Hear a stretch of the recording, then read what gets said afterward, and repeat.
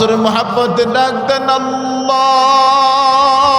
আল্লাহর পয়গম্বর ডাক দিয়ে বলে মালিক আজকে হাসরের ময়দানে তোমার জাহান্নামগুলো আমার উম্মতকে খাওয়ানোর জন্য ধেয়ে আসতেছে। আল্লাহ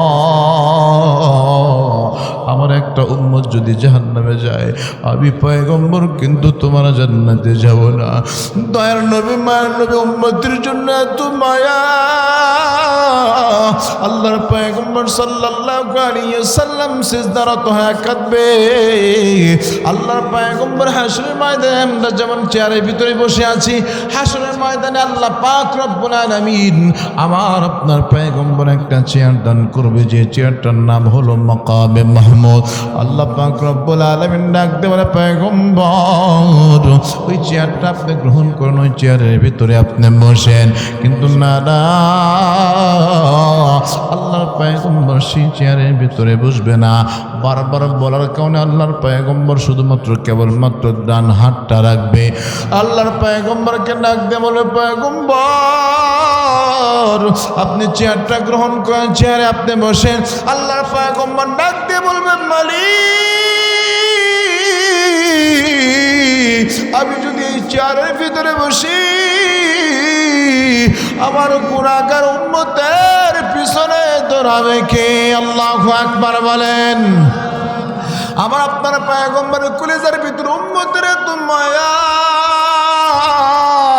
আল্লাহর পয়গম্বর উম্মতের মায়ায় মুহাব্বতে সেখানে সেই চেয়ারের ভিতরে বসবে। আল্লাহর পয়গম্বর দাঁড়ায় থাকবে। গুনাহগার উম্মতকে যখন আল্লাহর ফেরেশতা জাহান্নামের ভিতরে টেনে নিয়ে যাবে, আল্লাহর ফেরেশতা একজন ডাক দিয়ে বলল গো পয়গম্বর আমি মাত্রই দেখে আসলাম আপনার একজন গুনাহগার উম্মতকে আল্লাহ তাআলা। আল্লাহর পয়গম্বর ডাক দিয়ে বলল আপনার একজন উম্মতকে আল্লাহর ফেরেশতা জাহান্নামের দিকে দৌড়াইতেছে, নিয়ে যাইতেছে। ওই মুহূর্তের ভিতরে আল্লাহর পয়গম্বর উম্মতের মায়া এমন একটা দৌড় মারবে, এক দৌড় মারে আল্লাহর ফেরেশতার হাতটা খপ করে ধরে ফেলবে। ডাক দিয়ে বলবে ওগো আল্লাহর ফেরেশতা আমার উম্মতের কি অপরাধ, আমার উম্মতকে তুমি কেন জাহান্নামের ভিতরে নিয়ে যাও? আল্লাহর ফেরেশতা ডাক দিয়ে বলবে পয়গম্বর আপনার এই উম্মত জিন্দেগির ভিতরে গুনাহ করেছে, তার গুনার পাল্লাটা ভারী হয়ে গেছে, নেকির পাল্লাটা পাতলা হয়ে গেছে, তাকে আল্লাহ তাআলা জাহান্নামী বানায় দিছে। এই জন্য তাকে টেনে হিসে জাহান্নামের ভিতরে নিয়ে যায়। আল্লাহর পয়গম্বর ডাক দিয়ে বলবে ফেরেশতা দাও দাও আমি আমার উম্মতের আমল নামাটা একটু দেখতে চাই। আমল নামাটা হাতে নিয়ে সুন্দর একটা চিরকুট সেখানে দিয়ে দেবে। বলবে যাও আমি আবার মিজানের পাল্লায় আমি আমার উম্মতের এই নেকি বদিনা একবার মাপাইতে চাই। আবার যখন মাপতে যাবে তাকে দেখে আল্লাহর পয়গম্বরের হাতের পরশ লাগার কারণে আল্লাহ পাক রব্বুল আলামিন ওই বান্দার আমল নামাটা আল্লাহ তাআলা ভারী করে দিবে।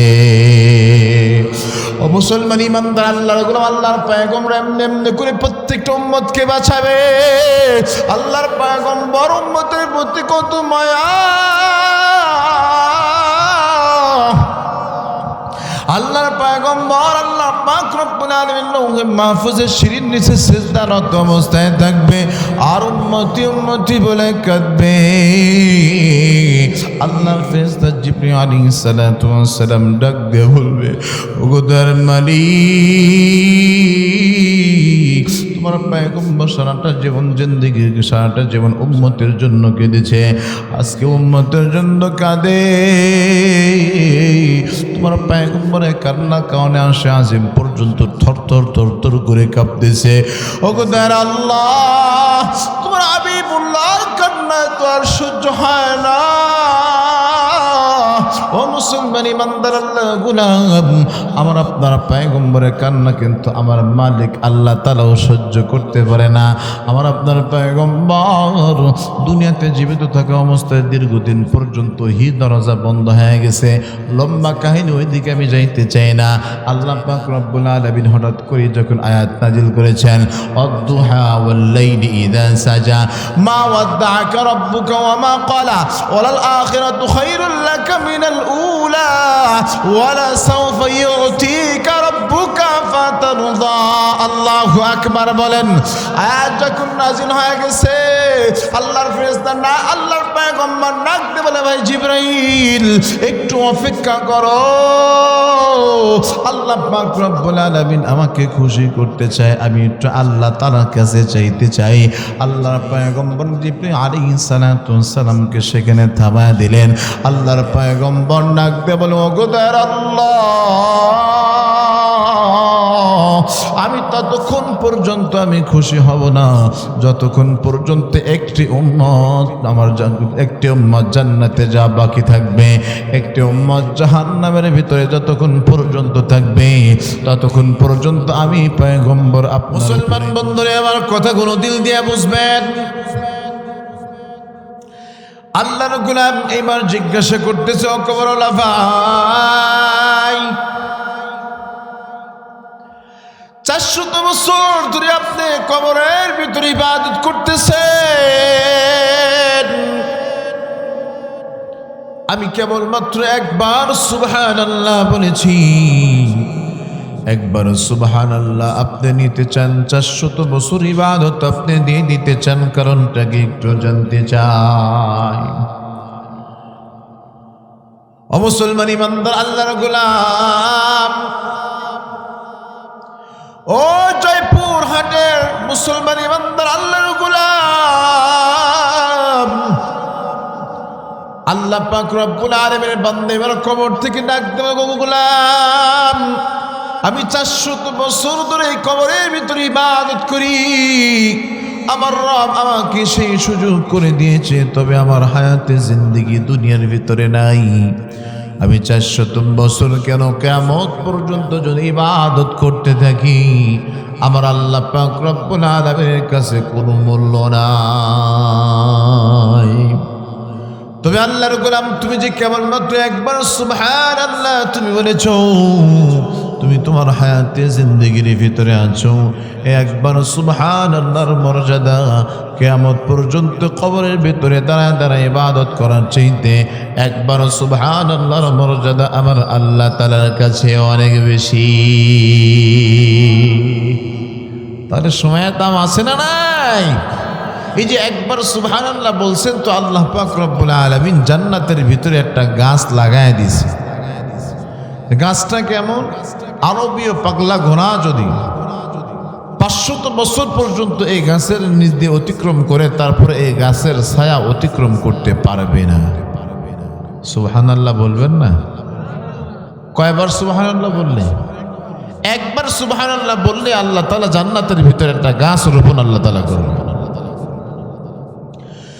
মুসলমান বন্ধুরা আমার কথাগুলো দিল দিয়ে বুঝবেন আল্লাহর পয়গম্বর সাল্লাল্লাহু আলাইহি ওয়াসাল্লাম তিনি হায়াত সম্পর্কে সুন্দর একটা ঘটনা বর্ণনা করেছেন আল্লাহর কোন বান্দাকে আল্লাহ পাক রব্বুল আলামিন হায়াত দিয়েছেন হায়াতের কত মূল্য হবে কিয়ামতের ময়দানে আল্লাহ পাক রব্বুল আলামিনের বান্দাগুলো যখন জান্নাতে যাবে জান্নাতে যাওয়ার কারণে একই সাথে মুসলমান হয়েছে কিন্তু একই সাথে মুসলমান হয়েছে একই দিনে আবার দুনিয়া থেকে মৃত্যুবরণ করেছে কিন্তু তাদের জান্নাতের ভিতরে তারতম্য হয়ে যাবে আল্লাহর পয়গম্বর বলেন যখন আল্লাহর ফেরেশতাকে জিজ্ঞাসা করা হবে আল্লাহর ফেরেশতা করে ডাকতে বলবো গো আল্লাহর বান্দা তোমরা একই সাথে মুসলমান হয়েছো আবার একই সাথে তোমরা দুনিয়া থেকে মৃত্যুবরণ করেছো কিন্তু এই ব্যক্তির কম বেশি হওয়ার কারণ হলো এই বান্দা তোমার চাইতে জীবনে একবার সুবহানাল্লাহ বেশি বলেছে একবার সুবহানাল্লাহ বেশি বলার কারণে জান্নাতের ভিতরে পার্থক্য হয়ে যাবে অনেক ডিফারেন্স হয়ে যাবে তাহলে বলেন তো দেখি আমরা কি একবার সুবহানাল্লাহ সময় নষ্ট করি না 4 স্টলে বসে ঘন্টার পর ঘন্টা সময় নষ্ট করি এই জন্য সময়ের মূল্য দিতে হবে 4 স্টলে বসে টিভি সিনেমার সামনে বসে মোবাইল হাতে নিয়ে হে যুবক ঘন্টার পর ঘন্টা সময় নষ্ট করা যাবে না সময়ের মূল্য যারা দিয়েছেন আল্লাহ পাক রব্বুল আলামিনের কাছে বান্দাগুলো পেয়ারা হয়ে গেছে সুবহানাল্লাহ আজকে আমাদের সমাজের যুবকরা তো ঘন্টার পর ঘন্টা মোবাইলের পিছনে দৌড়ায়, ঘন্টার পর ঘন্টা এলাকার বিভিন্ন নারীদের পিছনে দৌড়ায়। কথা বলেন না কেন? হ্যাঁ, অযথা সময় নষ্ট করে যুবক মোবাইলের পিছনে নষ্ট করে, স্কুল কলেজ ভার্সিটিতে যায়, ঘন্টার পর ঘন্টা অন্যের মেয়ের দিকে তাকায়া তার পিছনে সময় নষ্ট করে। ঠিক না ঠিক বলেন? মুসলমান বন্ধুরা, আমার কথাগুলো দিল দিয়ে বুঝবেন। আমি যে কথা আপনাদেরকে বুঝাইতে চাই, আল্লাহ পাক রব্বুল আলামিন বান্দাকে হায়াত দিয়েছেন। বান্দার জিন্দেগির ভিতরে সবচেয়ে মূল্যবান জিনিস হলো হায়াত। এই হায়াত সম্পর্কে আমার আল্লাহ পাক রব্বুল আলামিন হাসরের ময়দানে জিজ্ঞাসা করবে। একজন ব্যক্তি আল্লাহ পাক রব্বুল আলামিনের দেওয়া মূল্যবান হায়াতের জবাব না দিয়ে আল্লাহর কোনো বান্দা সামনের দিকে বাড়তে পারবে না। আল্লাহর পয়গম্বর সাল্লাল্লাহু আলাইহি ওয়াসাল্লাম তিনার প্রত্যেক দিনে একটা অভ্যাস ছিল। আল্লাহর পয়গম্বর তিনি যখন বসে থাকতেন ফজরের নামাজের পর, যখন তিনি বসতেন, ঘুরে বসার পরে আল্লাহর পয়গম্বর রাতের বেলা যদি তিনি কোনো প্রকার স্বপ্ন দেখতেন, এই স্বপ্নের ব্যাখ্যাটা সাহাবায়ে কেরামের কাছে ব্যাখ্যা বিশ্লেষণ করত। আবার আল্লাহর পয়গম্বর যদি স্বপ্ন না দেখতেন, কোনো সাহাবী যদি স্বপ্ন দেখত, আল্লাহর পয়গম্বর বলতে, গো সাহাবীরা, তোমরা কি রাতের বেলা কেউ কোনো স্বপ্ন দেখেছো? যদি তোমরা কেউ কোনো স্বপ্ন দেখে থাকো আমার কাছে বলো, আমি তোমাদের স্বপ্নের তাবির করে দেব, ব্যাখ্যা করে দেব। মুসলমান ইমানদার আল্লাহর গোলাম, আমি আপনাদেরকে ঘটনা শোনাইতে চাই না, আমি শুধুমাত্র কেবলমাত্র হায়াত সম্পর্কে একটা মেসাল দিতে চাই। হায়াতের মূল্য আল্লাহ তাআলার কাছে কত বেশি হবে। মুসলমান ইমানদার আল্লাহর গোলাম, আল্লাহর পয়গম্বরের জলিল কদর সাহাবী তালহা ইবনে উবাইদুল্লাহ আল্লাহর পয়গম্বরের কাছে ফজরের নামাজের পরে ঘুরে বসলেন। এবার ডাক দিয়ে বলে, ইয়া রাসূলুল্লাহ, ইয়া হাবিবাল্লাহ, আমি রাত্রে বেলা একটা স্বপ্ন দেখেছি। এই স্বপ্নটা দেখার পর থেকে আমি বড় পেরেশান, আমি বড় চিন্তিত হয়ে গেছি। আল্লাহর নবীর কোন উম্মত চিন্তা পেরেশানির ভিতরে থাকবে, আল্লাহর পয়গম্বরকে না বরদাস্ত করতে পারবে? বলেন তো দেখি। মুসলমান ইমানদার আল্লাহর গোলাম, কথাগুলো দিল দিয়ে বুঝবেন। আল্লাহর পয়গম্বর ডাক দিয়ে বলে, তালহা ইবনে উবাইদুল্লাহ, কি স্বপ্ন তুমি দেখেছো? যে স্বপ্ন দেখার পরে তোমার মনের ভিতরে পেরেশানির ছাপ চলে আসছে, তুমি কেন চিন্তিত আছো একটু জানতে চাই। ওই মুহূর্তের ভিতরে আল্লাহর পয়গম্বরকে ডাক দিয়ে বলে, পয়গম্বর, আপনার কি মনে আছে নাকি অমুক এলাকার ভিতরে, অমুক গোত্রের ভিতরে দুইজন ব্যক্তি আপনার কাছে একসাথে মুসলমান হয়েছিল? আপনার কি মনে আছে নাকি? বলে, হ্যাঁ হ্যাঁ, আমার মনে আছে। ওই মুহূর্তের ভিতরে আল্লাহর পয়গম্বর আল্লাহর পয়গম্বরকে ডাক দিয়ে বলে, ইয়া রাসূলুল্লাহ, ইয়া হাবিবাল্লাহ, এর ভিতরে এমন একজন ব্যক্তি ছিল যে ব্যক্তি কালিমাতুল্লাহ, আল্লাহর কালামুল্লাহর আইনকে বাস্তবায়ন করার জন্য বুকে তাজা রক্ত দিয়ে শহীদ হয়ে গিয়েছে। আবার একজন ব্যক্তি এমন ছিল যে ওই ব্যক্তির চাইতে 1 বছর পরে স্বাভাবিকভাবে মৃত্যুবরণ করেছে। বলে, বুঝতে পারলাম, তুমি কি বুঝাইতে চাও? এবার আল্লাহর পয়গম্বরকে ডাক দিয়ে বলে, ইয়া রাসূলুল্লাহ, ইয়া হাবিবাল্লাহ, আমি আজকে রাতের বেলায় যখন ঘুমাইতে গেলাম, ওই দুইজন সাহাবী একসাথে রাতের বেলায় স্বপ্নে দেখতেছি। ওই দুইজন সাহাবী সহ আমরা জান্নাতের সামনে দিয়ে ঘুরতেছি, জান্নাতের কারুকার্যগুলো দেখতেছি। ইয়া রাসূলুল্লাহ, ইয়া হাবিবাল্লাহ, দীর্ঘক্ষণ পর্যন্ত যখন জান্নাতের সামনে দিয়ে ঘুরতেছি, যে সাহাবীটা 1 বছর পরে স্বাভাবিকভাবে মৃত্যুবরণ করেছে, ওই ব্যক্তির হাতটা আল্লাহর ফেরেশতা ধরে ফেললেন। ডাক দিয়ে বলল, আল্লাহর আর নবীর সাহাবী, আর কতক্ষণ পর্যন্ত বাইরে থেকে তুমি জান্নাতের কারুকার্যগুলো তুমি দেখবা? আল্লাহ পাক রব্বুল আলামিন তোমাকে নির্দেশ দিয়েছে, জান্নাতে অভ্যর্থনা তোমাকে জানিয়েছে, চলো জান্নাতের ভিতরে তুমি প্রবেশ করো। বলি, ইয়া রাসূলুল্লাহ, ইয়া হাবিবাল্লাহ, তার হাতটা ধরে তাকে জান্নাতের ভিতরে প্রবেশ করে দিয়েছে। আল্লাহর পয়গম্বর বললেন, এটা তো ভালো কথা, তারপরে কি হয়েছে বলো? এবার আল্লাহর পয়গম্বরকে ডাক দিয়ে বলে, ইয়া রাসূলুল্লাহ, ইয়া হাবিবাল্লাহ, আরেকজন বন্ধুকে নিয়ে আমি যখন সামনের দিকে বাড়তেছি, সামনের দিকে বাড়তে বাড়তে হঠাৎ করে কিছু দূর যাওয়ার পর আবার আল্লাহর একজন ফেরেশতা তার হাতটা ধরে ফেলল, ডাক দিয়ে বলল, ওগো আল্লাহর গোলাম, আর কতক্ষণ পর্যন্ত জান্নাতের সৌন্দর্যগুলো তুমি বাহির থেকে দেখবা? আমার মালিক আল্লাহ তোমাকে জান্নাত বরাদ্দ করেছে, চলো জান্নাতের ভিতরে প্রবেশ করো। বলি, ইয়া রাসূলুল্লাহ, ইয়া হাবিবাল্লাহ, ওই মুহূর্তের ভিতরে আমি আল্লাহর ফেরেশতাকে জিজ্ঞাসা করলাম, ওগো আল্লাহর ফেরেশতা, আমরা দুইটা বন্ধু, আমার তিনটা বন্ধু একসাথে বের হয়েছি, দুইজন বন্ধুকে তুমি জান্নাতে অভ্যর্থনা জানাইলা, আমাকে কি আল্লাহ তাআলা জান্নাত দিবে না? ওই মুহূর্তের ভিতর আল্লাহর ফেরেশতা ডাক দিয়ে বলেছেন, ওয়াস-সাবিকুনাল আউওয়ালুনা মিনাল মুহাজিরিনা ওয়াল আনসারি ওয়াল্লাযীনা ইত্তাবাউহুম বিইহসান।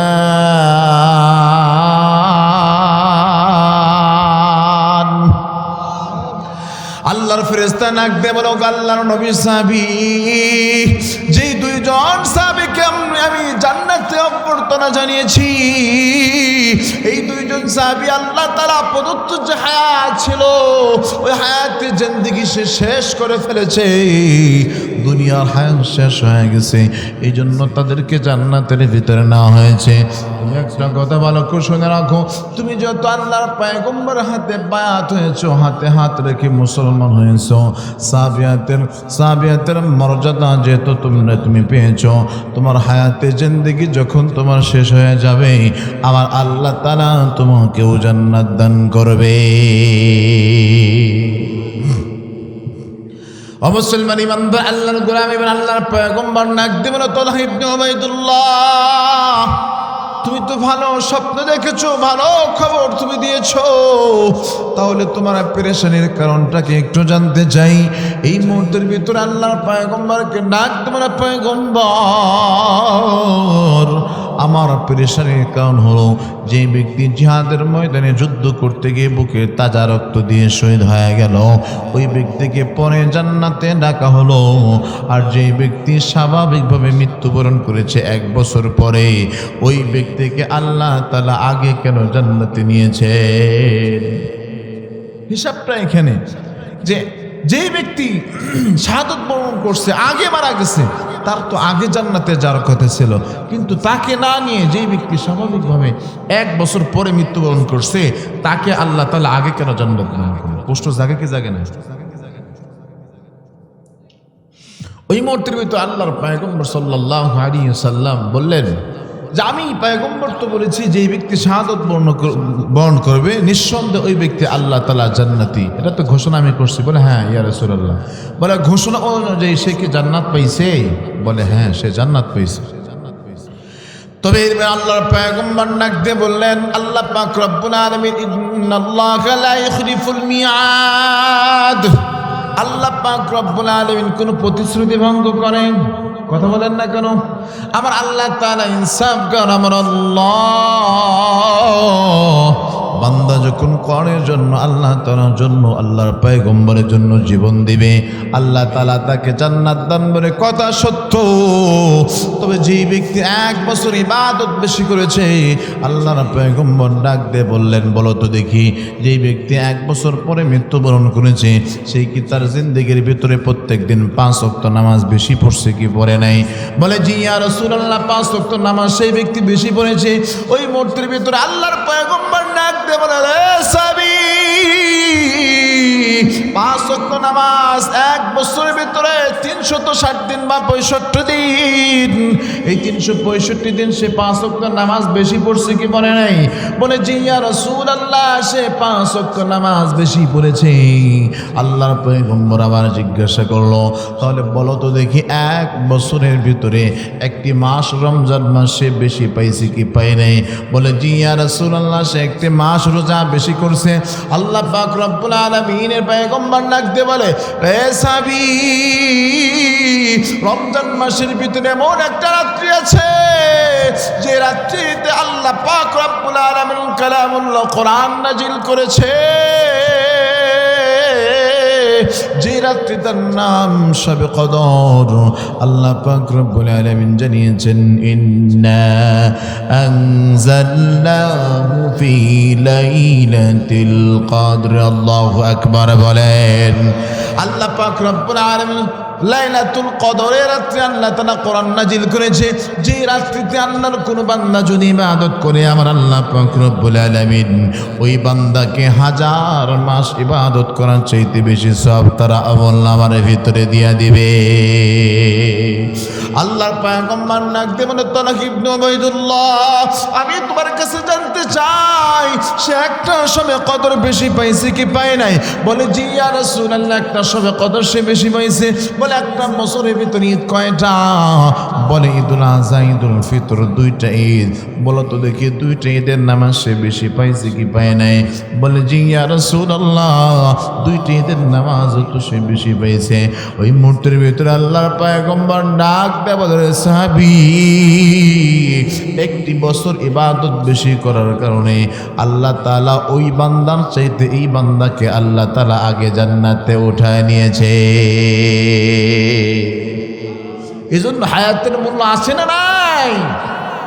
হায়াতের অনেক দাম। তবে আমরা এই হায়াতটা হেলেই খেলায় নষ্ট করি, ঠিক না? ঠিক বলে দিই, হায়াতের কত মূল্য একটি ফিকহি মাসালা দিলে আপনাদের বুঝতে আরো সহজ হবে। অনেক সময় দেখবেন আমাদের অঞ্চলে অনেক মা বোনদের যমজ বাচ্চা হয় না?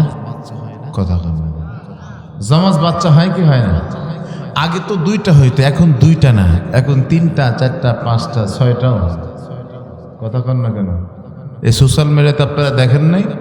কয়েকদিন আগে কক্সবাজারে হয়েছে, একজনের 7টা বাচ্চা হয়েছে, 17 বাচ্চাই সুস্থ, আলহামদুলিল্লাহ। বলেন, আমার কাছে এই ব্যাখ্যাটা একটু ভিন্ন রকম মনে হয়, আপনাদের কাছে কেমন মনে হবে জানি না। আমাদের সমাজের কিছু মা বোন আছে বা যুবক যারা আছে, দেখবেন এরা বিয়ের আগে প্ল্যান করে বাচ্চা কয়টা হয়। কথা বলেন না কেন? বিয়ের আগেই প্ল্যান করে বাচ্চা কয়টা নেবে। কথা বলেন না কেন? ওই যে সরকারি একটা স্লোগান আছে না, 2টার বেশি সন্তান নয়, একটা হলে ভালো হয়। কথা বলেন না কেন?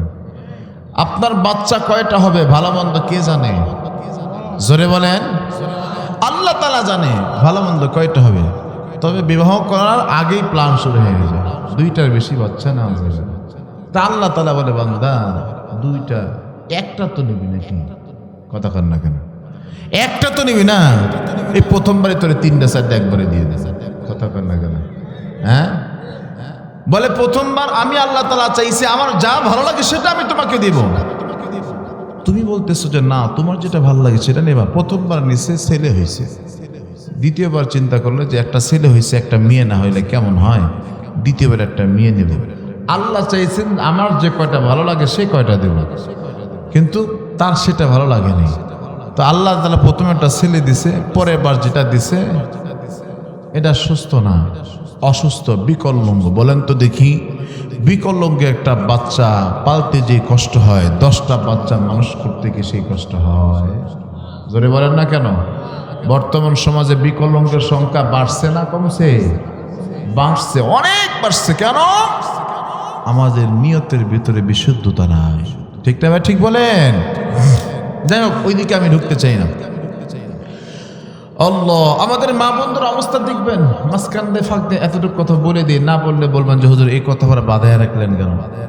আমার মা বোনরা দেখবেন এখন বাচ্চা ম্যাক্সিমাম 95% বাচ্চা নর্মাল ডেলিভারি হয় না, শিং কাটে বের করতে হয়। কথা কন না কেন? আমার মা বোনদেরকে দেখেছি, আমার মাদেরকে দেখেছি, দাদিদের কাছে গল্প শুনেছি যে পেটে বাচ্চা আসছে, যেদিন ডেলিভারি হয়েছে সেই দিনে বাড়া বাঁধছে। কথা কন না কেন? বাচ্চা হঠাৎ করে হয়েছে, টেরি পায় নাই, প্রসব বেদনা উঠছে, আধা ঘন্টা ভেতরে বাচ্চা হয়ে গেছে, কোনো মেডিসিনের দরকার হয়নি। কথা বলেন না কেন? আর এখন অবস্থা হচ্ছে এটা, সর্বপ্রথম স্লোগান হচ্ছে, সরকারি স্লোগান, বাল্য বিবাহ নিষিদ্ধ। কথা কন না কেন? হ্যাঁ, 18 বছরের আগে বিবাহ করা যাবে না।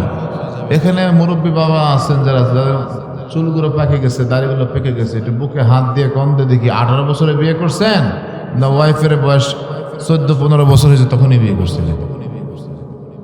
এই তো সত্য কথাটা বলে ফেলছে। দিন তত যাচ্ছে, আমরা বলি আপডেট হচ্ছে, শিক্ষিত বাড়ছে, যে না, যত মানুষ শিক্ষিত হচ্ছে বান্দার ধ্বংস তত কাছে চলে আসতেছে। ঠিক না ভাই? ঠিক বলে। কোনোদিন একটা ওষুধ খাওয়ার দরকার হয় নাই, 5টা 7টার মা হয়ে গেছে, নর্মাল ডেলিভারি হয়েছে, কোনো সমস্যা হয়নি। এখন খাবার খায় ভালো, সব কিছু ভালো, তারপরে সিজার ছাড়া বাচ্চা হয়ে যায়। কথা বল না কেন? যেটা বলতেছিলাম যে বাল্য প্রেম নিষিদ্ধ, বাল্য বিবাহ নিষিদ্ধ। 18 বছর আগে বিবাহ হলে কি হবে? জেল জুলুম হয়ে যায়। আছে না নাই? আমি বলতে চাই, বাল্য বিবাহ যদি স্বাস্থ্যের জন্য ক্ষতি হয়, তাহলে বাল্য প্রেম বুঝি স্বাস্থ্যের জন্য কেন? বাল্য বিবাহ যদি স্বাস্থ্যের জন্য ক্ষতি হয়, তাহলে বাল্য প্রেম স্বাস্থ্যের জন্য উপকার। কথা কন না কেন? বোঝা গেল এটা ইসলামের বিধানকে বৃদ্ধাঙ্গুলি দেখানো ছাড়া আর কিছু না। ঠিক না? ঠিক বলেন? মুসলমান বন্ধুরা, আমার কথাগুলো দিল দিয়ে বুঝবেন। আমি যেই কথা আপনাদেরকে বোঝাইতে চাই, আল্লাহর কোনো বান্দির যদি বাচ্চা হয়, যমজ বাচ্চা হয়, আমাদের এলাকার ভিতরে যমজ বাচ্চা হয় কি হয় না? অনেকের যমজ বাচ্চা হয়। মনে করেন প্রথম যে বাচ্চাটা হয়েছে একদম ক্লিন সুস্থ, তবে এই বাচ্চাটা হয়েছেই পেট থেকে মৃত। কি হয়েছে? মৃত বের হয়েছে। আবার একটি বাচ্চা অসুস্থ বিকলাঙ্গ, পেট থেকে বের হয়েছে, তবে হায়াত পাইছে 30 সেকেন্ড বা 10 সেকেন্ড বা 1 মিনিট। আচ্ছা বলেন তো দেখি, দুটোটা বাচ্চার হুকুম কি এক? জোরে বলেন। শরীয়ত কি বলে? শরীয়ত বলে প্রথম যে বাচ্চাটা ক্লিন সুস্থ হয়েছে, তবে বের হয়েছে পেট থেকে আসছেই মৃত, তাকে কি করো? কোনো মতো একটা জায়গায় গর্ত করে তাকে দাফন কাফন করে দাও, তার জানাজার দরকার আছে। তবে একটা বাচ্চা বিকলাঙ্গ অসুস্থ হয়েছে, তবে 1 মিনিটে হায়াত পাইছে, শরীয়ত বলে তার নামকরণ করো, তাকে গোসল করাও, তার কাফন দাফন করো। 500 বছর ইবাদত করনেওয়ালা একজন আল্লাহর ওলির যেভাবে কাফন দাফন করো, তাকেও সেইভাবে কাফন দাফন করো। ঠিক না? এবার ঠিক বলেন। হায়াত পাইছে কতটুকু? 1 মিনিট। এই 1 মিনিট হায়াতের মূল্য আল্লাহ তাআলার কাছে অনেক বেশি। এটা বুঝতে হলে আরেকটা মিসাল দিতে হবে। একটা মিসাল দেই। আল্লাহ পাক রব্বুল আলামিন যখন হাসরের ময়দান কায়েম করবে, কিসের ময়দান? হাসরের ময়দান। এই যে ছোট্ট বাচ্চা যারা আছে, এদেরকে আল্লাহ পাক রব্বুল আলামিন আগে ডাকবে। এই নাবালেগ বাচ্চা যারা দুনিয়া থেকে মারা গিয়েছে, এই বাচ্চাদেরকে আল্লাহ তাআলা ডাকবে, আসো তোমরা আমার আজকে ভিআইপি পারসন, আমার বিচার কার্য করতে দীর্ঘক্ষণ সময় লাগবে, আসো তোমাদেরকে আমি আগে জান্নাতের ন্যাশনাল ভিসাটা দিয়ে দিই। সুবহানাল্লাহ বলি। জান্নাতের ন্যাশনাল ভিসা দিয়ে দিই। জান্নাতের ন্যাশনাল ভিসা দিবে যে এমন মুহূর্তের ভিতরে যে প্রত্যেকটা মানুষের মাথার উপর আধার থেকে সোহাত উপরে সূর্যগুলো থাকবে, তাপে হাসরের ময়দানগুলো তামা হয়ে যাবে, কেউ কাউন পরিচয় দেবে না। ইয়াউমা ইয়াফিরুল মারউ মিন আখিহি ওয়া উম্মিহি ওয়া আবিহি ওয়া সাহিবাতিহি ওয়া বানিহি। হাসরের ময়দান স্বামী তার স্ত্রী পরিচয় দিবে না, স্বামী তার স্ত্রী পরিচয় দিবে না, সন্তান তার মায়ের পরিচয় দিবে না, মা তার সন্তানের পরিচয় দিবে না। হাসরের ময়দানে সকল মানুষ বলবে নাফসি নাফসি, আদম শফিউল্লাহ নাফসি নাফসি, ইব্রাহিম খলিলুল্লাহ নাফসি নাফসি, নূহ নাজিহুল্লাহ নাফসি নাফসি, ঈসা রূহুল্লাহ নাফসি নাফসি। একজন মাত্র পয়গম্বর, তিনি বলবেন নাফসি নাফসি, তিনি বলবেন ইয়া উম্মতি ইয়া উম্মতি। তিনি হলেন আমার আপনার পয়গম্বর জনাবে মুহাম্মদুর রাসূলুল্লাহ সাল্লাল্লাহু আলাইহি ওয়াসাল্লাম। তিনি উম্মতের জন্য ক্রন্দন করবে। যদি সময় হয় আল্লাহর পয়গম্বরের কলিজার ভিতরে উম্মতের কেমন মায়া, ওই দিকে একটু টাচ দেব। তবে যেহেতু ওই দিকে আমি যাচ্ছি না, আল্লাহর পয়গম্বর সাল্লাল্লাহু আলাইহি ওয়াসাল্লাম জানিয়েছেন হাসরের ময়দানে ওই ছোট্ট বাচ্চাদেরকে আল্লাহ পাক রব্বুল আলামিন যখন জান্নাতের ন্যাশনাল ভিসাগুলো দিয়ে দিবে, এই জান্নাতের ভিতরে সকল মানুষ একটা কমপক্ষে একটা নেকি পারলে আল্লাহ তাআলা জান্নাতে চলে যাবে।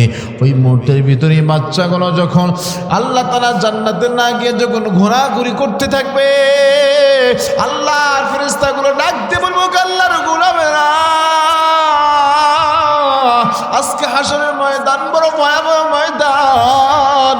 লিমানিল মুলকুল ইয়াউম লিল্লাহিল ওয়াহিদিল কাহ্হার।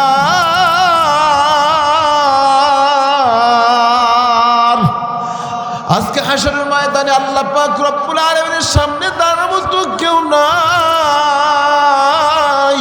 প্রত্যেকটা মানুষ কোনো মতো একটা নেকির ব্যবস্থা হইলে বান্দাগুলো আল্লাহ তাআলা জাহান্নাম থেকে বেঁচে জান্নাতে চলে যাইতে চাই।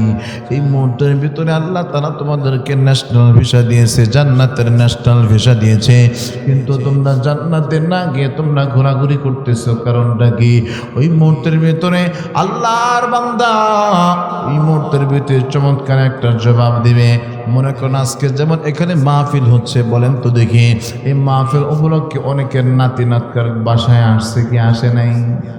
আসছে। মনে করেন সভাপতি সাহেব বসে আছে, অনেক মানুষ এমন আছে বাড়ির গিন্নি যে আছে বাড়িয়ারে বলছে, আরে তুমি তো সারাদিন মাহফিলের কাজে তুমি ব্যস্ত থাকবা, সন্ধ্যার পরে তো তোমাকে আর হাতে পাবো না। নাতিটা আসছে, নাতিটাকে নিয়ে একটু মেলার ভিতরে ঢোকো, মেলার ভিতরে সে যা কিনতে চায় খাইতে চায় তাকে কিনে দাও, সন্ধ্যা হওয়ার আগে তুমি তাকে বাড়িতে ফেরত দিয়ে দিও।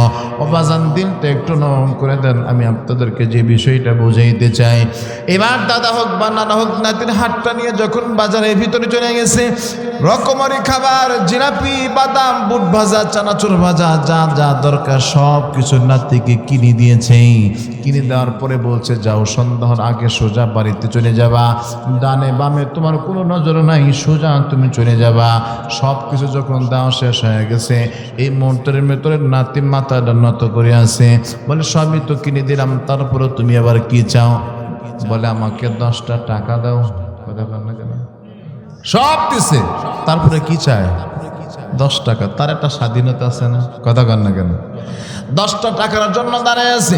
10টা টাকাও নানা যখন নাতির হাতের ভিতরে দিয়ে দিল, এই মুহূর্তের ভিতরে বলল, আর কোনো দিকে ডান বাম তাকাবে না, সোজা বাড়ির দিকে যাবা।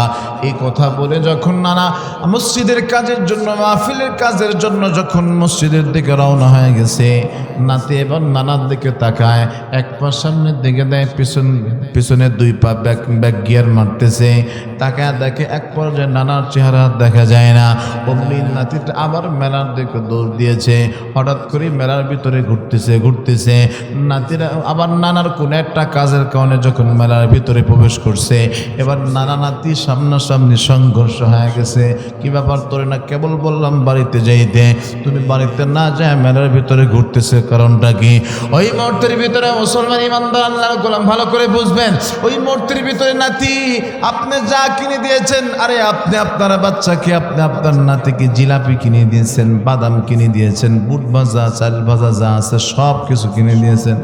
বাচ্চা বলে, আরে বাদাম ভাজা কে খায়, জিলাপি ভাজা কে খায়? একটা বাচ্চার কলিজার ভিতরে মোহাব্বত তো সেটা নাই। বলে সব কিছু তুমি কিনে দিয়েছ, বাচ্চা এবার গরম দেয়, সব কিছুই তো দিছো বাসি, দিছো বাসি। কথা বল না কেন? সব কিছু দিছো বাসি, দিছো তুমি বাসি। বাচ্চার মনে তো খাবারের মজা নাই, তার তো বাঁশি বাজাইতে ভালো লাগে, তার মনে বাঁশির মজা। কথা বল না কেন? হ্যাঁ, মুসলমান ইমানদার আল্লাহর গোলাম ঠিক তদরূপভাবে আল্লাহর ফেরেশতা ওই জান্নাতি ছোট্ট বাচ্চা যারা 1 মিনিটের হায়াত পেয়েছে, 30 সেকেন্ডের হায়াত পেয়েছে, আল্লাহ পাক রব্বুল আলামিন ফেরেশতা যখন ডাকতে বলল, আল্লাহর গোলাম আজকে শুধুমাত্র কেবলমাত্র একটা নেকি হইলে যে বান্দাগুলো আল্লাহ তাআলা জান্নাতে চলে যাবে, আজকে এই মুহূর্তের ভিতরে তুমি আল্লাহ তাআলা জান্নাতে না যায় তোমরা ঘুরতেছো, কারণটা কি? ওই মুহূর্তের ভিতরে আল্লাহ পাক রব্বুল আলামিন ওই ছোট্ট ছোট্ট বাচ্চাগুলোর নাক দিয়া বলবে, ওগো আল্লাহর ফেরেশতা, আল্লাহ পাক রব্বুল আলামিন আমাদেরকে জান্নাতের ন্যাশনাল ভিসা দিয়ে দিয়েছে, ইচ্ছা করলে জান্নাতে প্রবেশ করতে পারি। আল্লাহ তাআলা আমাদেরকে সব কিছু দিয়া দিয়েছে, কিন্তু যে পিতা মাতার মাধ্যমে 1 মিনিট বা 30 সেকেন্ড হায়াতের মাধ্যমে যে আল্লাহ পাক রব্বুল আলামিন দুনিয়ার জিন্দেগি দান করেছিল, সেই পিতা মাতাকে আমাদেরকে দেওয়া হয় নাই। জান্নাত দিয়েছে তবে আমার পিতা মাতাকে দেয় নাই। যতক্ষণ পর্যন্ত পিতা মাতাকে না দেবে ততক্ষণ পর্যন্ত আল্লাহ তাআলার জান্নাতে যাব না। এই জন্য হায়াতের জিন্দেগির বড় দাম। এই জন্য মা বোন যারা আছেন, যাদের ছোট্ট বাচ্চা মারা গেছে, সবর করেন, আল্লাহর কাছে দোয়া করেন। এই ছোট্ট বাচ্চাগুলো কিয়ামতের ময়দানে আপনাকে সুপারিশ করে করে আল্লাহ তাআলা জান্নাতে ঢুকায় দিবে। সুবহানাল্লাহ। এই জন্য হায়াতের মূল্য জানা দরকার আছে না নাই? হায়াতের সময়, হায়াতের জিন্দেগির এই সময়টি হারায় খারায় নষ্ট করা যাবে না। মাত্র 30 সেকেন্ড, 1 মিনিট হায়াত পাওয়ার কারণে যদি আল্লাহ বান্দা জান্নাতি হয়ে যায়, ও বান্দা, ও যুবক, ও আমার বাবাজান, বলেন না দেখি আপনার হায়াতের কতগুলো সময় আপনি 4 স্টলে বসে ঘন্টার পর ঘন্টা আপনি নষ্ট করেছেন। একটু নিজের বিবেকটা একটু নাড়া দেন, একটু জিজ্ঞাসা করেন, হে মন, আমি আমার জিন্দেগির কতগুলো সময় নষ্ট করেছি, একটু জিজ্ঞাসা। ও মুসলমান ইমানদার, আল্লাহর গোলাম যে কথা বলতেছিল, আল্লাহ পাক রব্বুল আলামিন হাসরের ময়দান কায়েম করবে। হাসরের ময়দান বড় ভয়াবহ ময়দান। হাসরের ময়দানে কেউ কারো পরিচয় দেবে না, প্রত্যেকের চিন্তায় বিভোর হয়ে থাকবে। ওই মুহূর্তের ভিতরে সকল মানুষ যখন নাফসি নাফসি বলে কাঁদবে, আমার আপনার পয়গম্বর, উম্মতের প্রতি এত মায়া, উম্মতের প্রতি এত দয়া, আমার আপনার পয়গম্বর উম্মতের জন্য হাউমাউ করে ক্রন্দন করবে। আল্লাহর পয়গম্বর হাসরের ময়দানে যখন আল্লাহ তাআলা জাহান্নামগুলো বারবার গুনাহগার উম্মতের দিকে ঘুরে ঘুরে করে তার দিকে দৌড়াইতে থাকবে, প্রত্যেকটা জাহান্নামের সাথে যখন আঙ্গার লাগানো থাকবে, প্রত্যেকটা আঙ্গারের সাথে 70,000 করে ফেরেশতা থাকবে। ও মুসলমান ইমানদার, আল্লাহর গোলাম, তারপর জাহান্নাম কেউ ঠেকাইতে পারবে না। ও মুসলমান ইমানদার, আল্লাহর গোলাম, হায়াতের জিন্দেগি নষ্ট করা যাবে না। আমার আপনার হায়াতের জিন্দেগির ভিতরে গুনাহ করার কারণে হাসরের ময়দানে জাহান্নামের যে আগুনটা জ্বালায় ফেলেছি, ওই মুহূর্তের ভিতরে জাহান্নামগুলো যখন ঘুরি আওয়াজ করতে করতে যখন আপনার দিকে দৌড়ে আসবে, আমার আপনার পয়গম্বর ডাক দিয়ে বলবেন আল্লাহ। একটু মোহাব্বতে কি ডাক দেওয়া যায় নাকি? একটু বলেন না আল্লাহ। দুনো হাত ধরে ডাক দিয়ে বলেন আল্লাহ। আর জোরে মোহাব্বতে ডাক দেন আল্লাহ। ও বাজার মাহফিলে বসছেন, আল্লাহ একবার শব্দটা যদি আল্লাহ তাআলার দরবারে কবুল হয়ে যায়, আজকের মাহফিল কামিয়াব হয়ে যাবে। একটু মোহাব্বতে মায়া নিয়ে আল্লাহ তাআলাকে ডাক দেন আল্লাহ। আর জোরে মোহাব্বতে ডাক দেন আল্লাহ। আল্লাহর পয়গম্বর ডাক দিয়ে বলে, মালিক, আজকে হাসরের ময়দানে তোমার জাহান্নামগুলো আমার উম্মতকে খাওয়ানোর জন্য ধেয়ে আসতেছে। আল্লাহ, আমার একটা উম্মত যদি জাহান্নামে যায়, আমি পয়গম্বর কিন্তু তোমার জান্নাতে যাব না। দয়ার নবী, মায়ের নবী, উম্মতের জন্য এত মায়া। আল্লাহর পয়গম্বর সাল্লাল্লাহু আলাইহি ওয়াসাল্লাম সিজদারত হয়ে কাঁদবে। আল্লাহর পয়গম্বর হাসরের ময়দানে আমরা যেমন চেয়ারের ভিতরে বসে আছি, হাসরের ময়দানে আল্লাহ পাক রব্বুল আলামিন আমার আপনার পয়গম্বর একটা চেয়ার দান করবে, যে চেয়ারটার নাম হলো মাকামে মাহমুদ। আল্লাহ পাক রব্বুল আলামিন ডাক দিয়ে বলে, পয়গম্বর ওই চেয়ারটা আপনি গ্রহণ করুন, ওই চেয়ারের ভিতরে আপনি বসেন। কিন্তু না, আল্লাহর পয়গম্বর সেই চেয়ারের ভিতরে বসবে না। বারবার বলার কারণে আল্লাহর পয়গম্বর শুধুমাত্র কেবলমাত্র ডান হাতটা রাখবে। আল্লাহর পয়গম্বরকে ডাক দিয়ে বলে, পয়গম্বর আপনি চেয়ারটা গ্রহণ করেন, চেয়ারে আপনি বসেন। আল্লাহর পয়গম্বর ডাক দিয়ে বলবেন, মালিক, আমি যদি এই চেয়ারের ভিতরে বসি,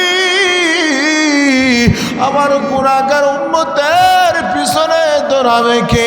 আল্লাহু আকবার বলেন। আমার আপনার পয়গম্বরের কলিজার ভিতরে উম্মতের এত মায়া। আল্লাহর পয়গম্বর উম্মতের মায়ায় মোহাব্বতে সেখানে সেই চেয়ারের ভিতরে বসবে, আল্লাহর পয়গম্বর দাঁড়ায় থাকবে।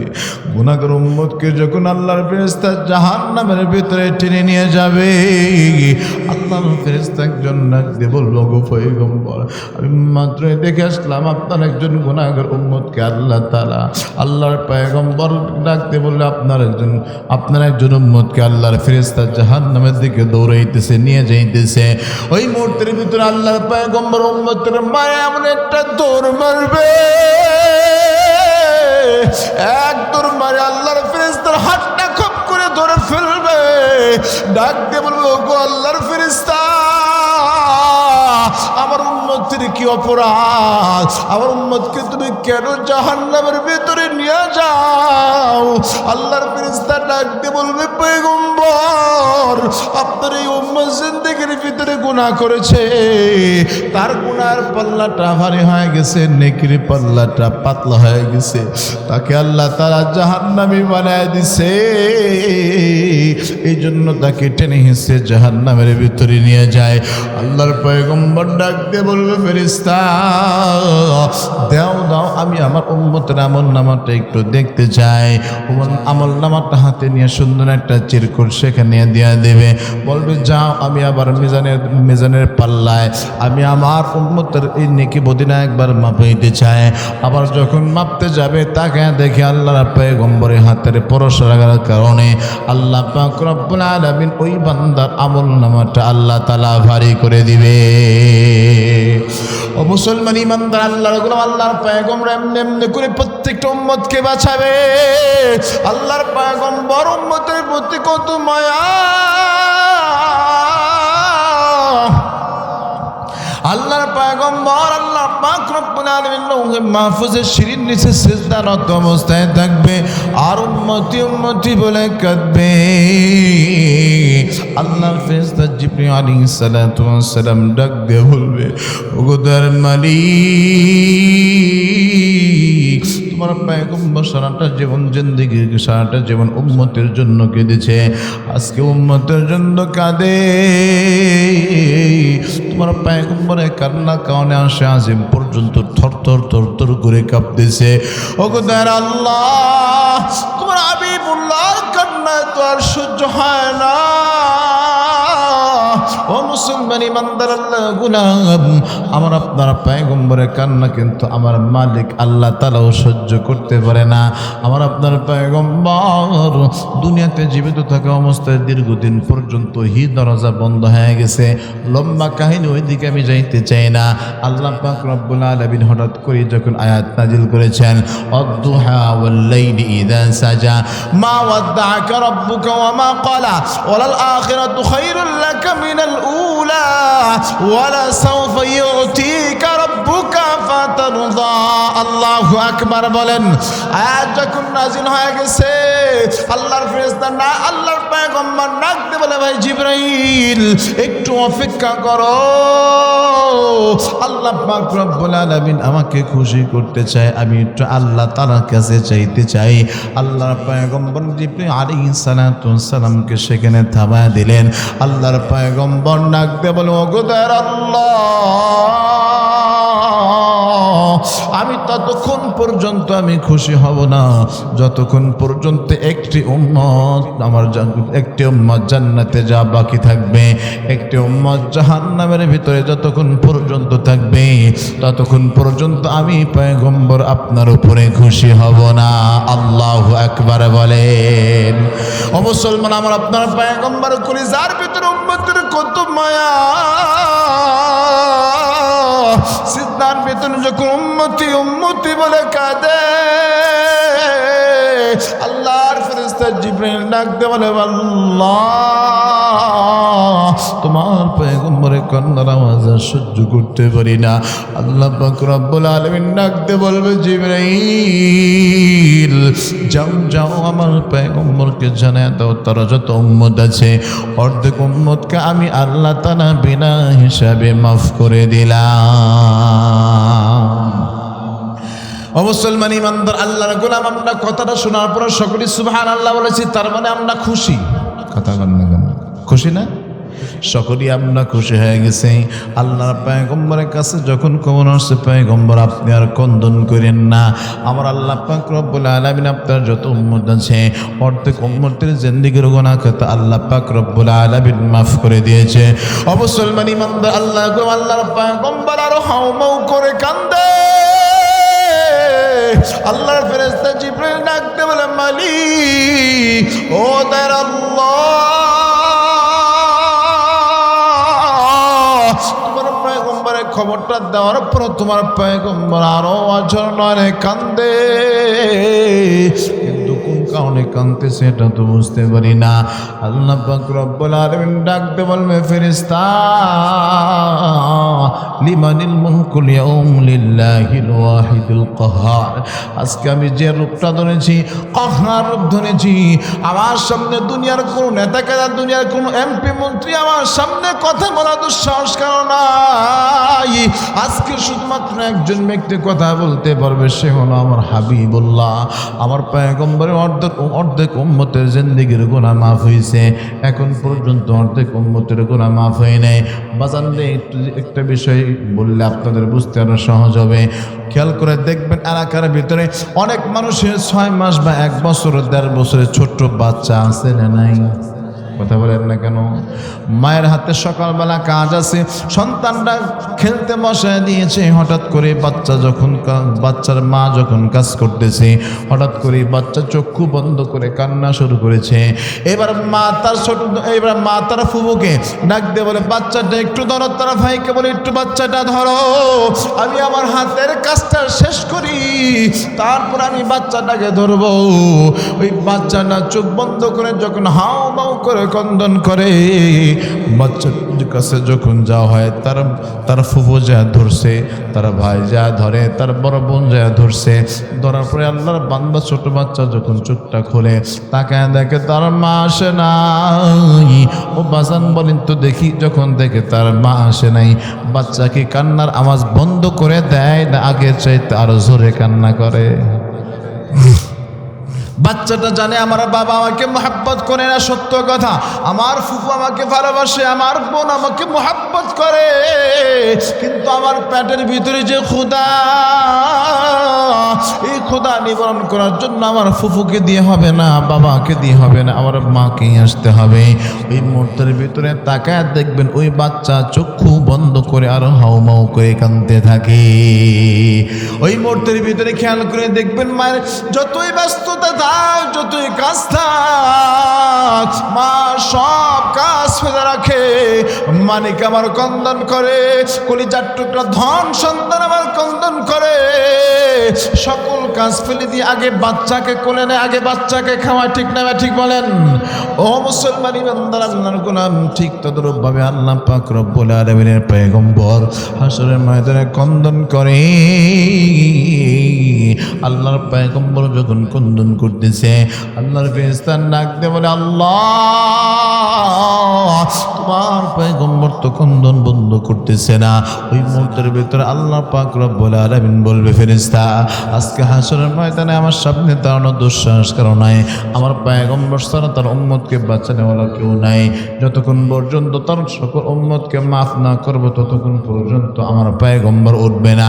বাকি অর্ধেক উম্মত এখনো বাকি আছে।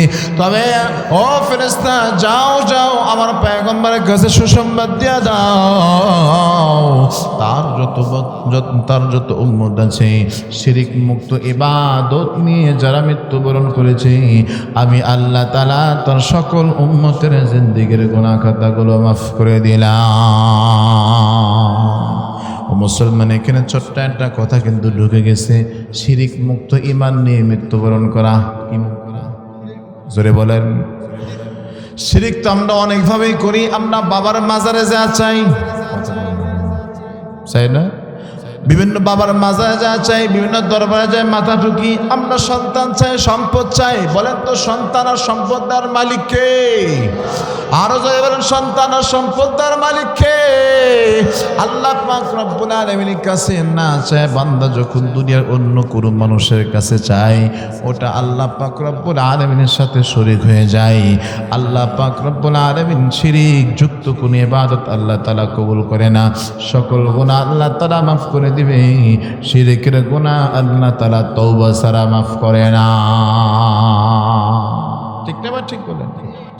এই জন্য হায়াতের জিন্দেগির আপনার বড় দাম আল্লাহর পয়গম্বর শিখাইছেন। এই জন্য তোমার যে হায়াতের জিন্দেগি আছে, একটি সেকেন্ড যেন আমার আপনার হায়াত নষ্ট না হয়। আল্লাহর পয়গম্বর সাল্লাল্লাহু আলাইহি সাল্লাম বারবার তাগিদ করেছেন, মত হায়াত বড় দামি জিনিস।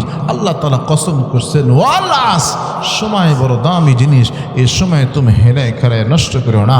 এই সময়ের হেলায় খেলায় যদি তুমি নষ্ট করো, কিয়ামতের ময়দানে কবরের ভিতরে তুমি ধরা পড়ে যাবা। কবরের ভিতরে বান্দা যখন তুমি ধরা পড়ে যাবা, তোমাকে বাঁচানে ওলা আর দুনিয়াতে কেউ থাকবে না, কেউ থাকবে না। এই জন্য হায়াতের জিন্দেগি আপনার যতটুকু আছে, হায়াতের জিন্দেগি হাসরের ময়দানে আপনার জবাবদিহিতার কাঠ করে আপনাকে দাঁড় করাইয়া দিবে। এই জন্য কাঠ করায় যদি কোনো ব্যক্তি দাঁড়ায় যায়, হায়াত সম্পর্কে যদি জিজ্ঞাসা করা হয়, বাঁচার কোনো উপায় নাই। আল্লাহ তাআলা যাকে মাফ করবে তে এমনিই মাফ করে দিবে। যদি কোনো ব্যক্তিকে আল্লাহ তাআলা প্রশ্ন করে, তাহলে ওই বান্দার বাঁচার কোনো উপায় থাকবে না। আমরা আমাদের হায়াতের জিন্দেগিগুলো সাজাই হচ্ছে এমনি। আমরা মনে করতেছি ছোট্ট মানুষ, আমি কেবল যুবক হয়েছি, আমি কেবল কিশোর হয়েছি, আমি কেবল বয়স 25 বছর হয়েছে, কেবল 30 বছর হয়েছে। আস্তে আস্তে আমার দিন যাবে, বয়স হোক, তারপরে আমরা নামাজ পড়বো, তারপর আমরা রোজা করবো।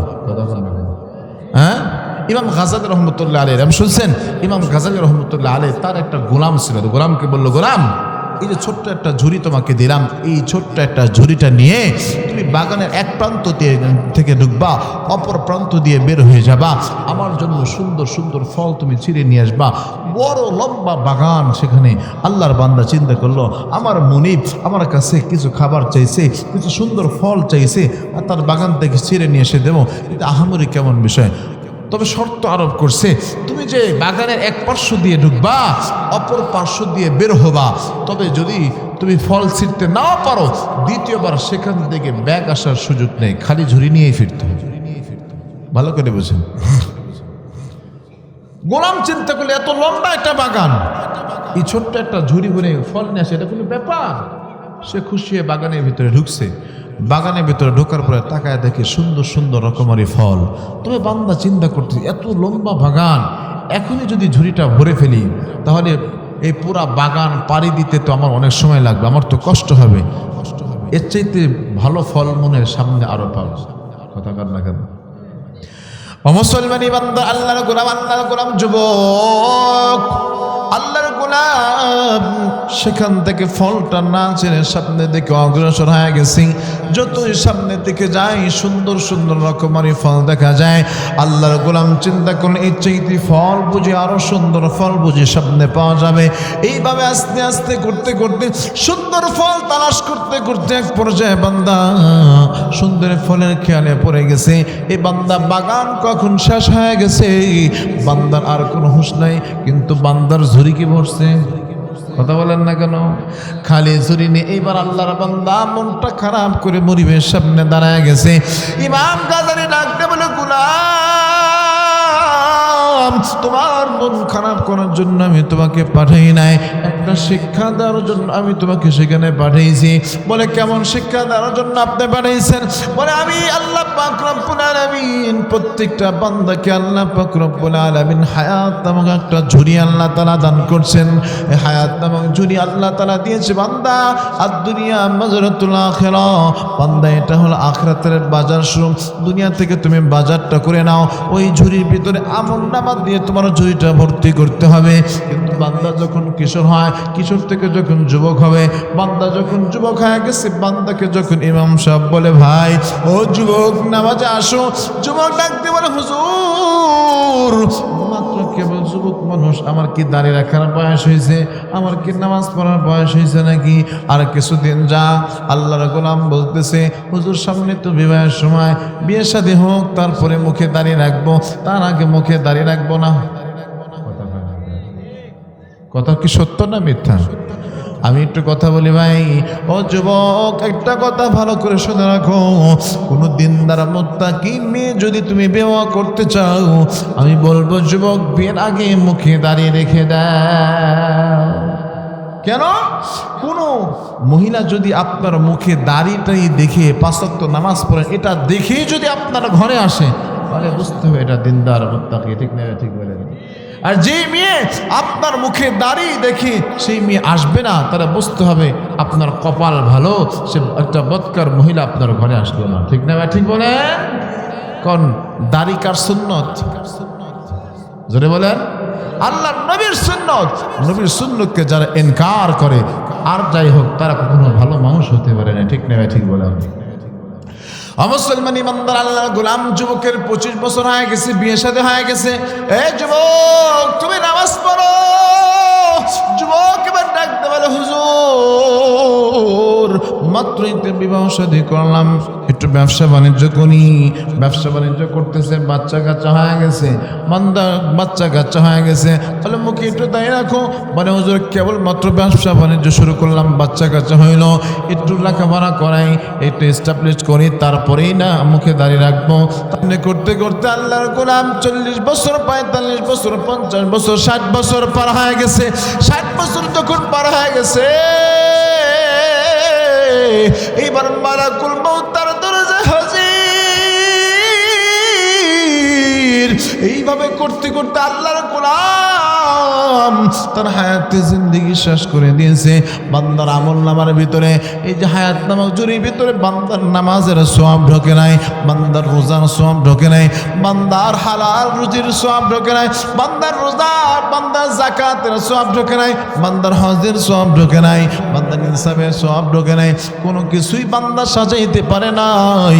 হঠাৎ করে মালাকুল মউত তার সামনে চলে আসছে।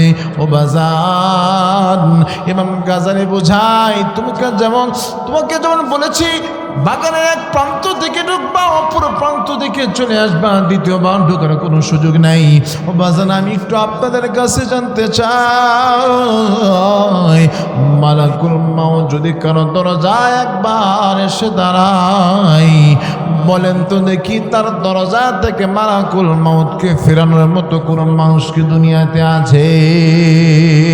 না না না। এই জন্যই ইমাম গাজী ডাকতে বলেছে, গোলাম, আল্লাহ পাক রব্বুল আলামিন হায়াত নামক যে জুনিটা দান করেছে, এই জুনিটার ভিতরে আল্লাহ পাক রব্বুল আলামিন বলছে, বান্দা, তুমি তোমার আমল দিয়ে তোমার পুরা বডিটাকে সুন্দর করে সাজাও।